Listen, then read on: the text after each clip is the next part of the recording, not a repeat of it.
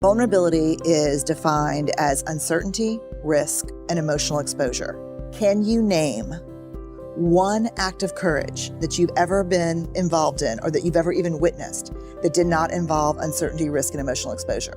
And it's a loaded question because I know the answer is no, because I've asked it thousands and thousands. I've stood in front of Navy SEALs and Special Forces military personnel and said, I want you to try hard to give me an example of courage that didn't require vulnerability. And in 10 years, I've never had a single person give me an example of courage, even on the field, that doesn't involve vulnerability. If you think you're being brave and it doesn't involve risk or uncertainty, you're not being that brave. You know how it's going to turn out. It's not courage. And so in that moment, people go, shit, but I want to be brave and I don't want to be vulnerable. And I'm like, therein lies. No one wants to be uncomfortable. No one wants to be vulnerable, and everyone wants to be brave. And it just doesn't work like that. I mean, when I ask people, what is vulnerability? People would say, initiating sex with my wife, sending my child out the door who thinks he's going to make the first chair in orchestra and knowing he's probably not going to make the orchestra at all, getting fired, starting my own business, saying I love you first in a relationship, trying to get pregnant after my first miscarriage. Vulnerability, it's uncertainty. It's not knowing, but doing it anyway, because it's the brave thing to do. The problem is, I think, that the greatest shame trigger for men is do not be perceived as weak. And in our culture, we believe that vulnerability is weakness. So you don't have to skip too many steps before you go, hey, it's shaming to be vulnerable. And so men do two things in the face of shame: pissed off or shut down, put on a mask. And so what we're learning and what people are starting to see very quickly is you cannot be a courageous leader if you're not vulnerable.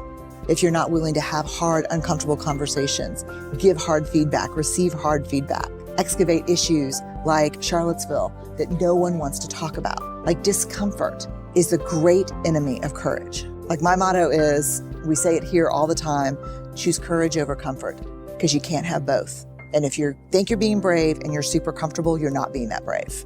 I was so shocked to learn in the research that the opposite of belonging is fitting in, because fitting in is assessing a group of people and thinking, who do I need to be? What do I need to say? What do I need to wear? How do I need to act? And changing who you are. And true belonging never asks us to change who we are. It demands that we be who we are. Because if we fit in because how we've changed ourselves, that's not belonging. That's not belonging, because you betrayed yourself for other people, and that's not sustainable.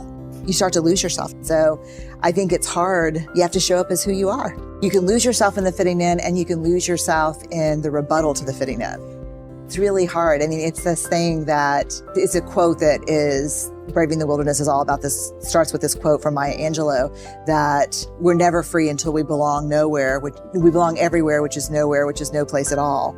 Which I thought was a terrible quote for many years. And I was like, why are you saying that, Dr. Angelou? But then I realized, and she says, the cost is high, but the reward is great. I think that's the thing, that I feel like I belong everywhere I go, no matter where it is or who I'm with, as long as I never betray myself. And the minute I become who you want me to be in order to fit in and make sure people like me, is the moment I no longer belong anywhere. That is hard.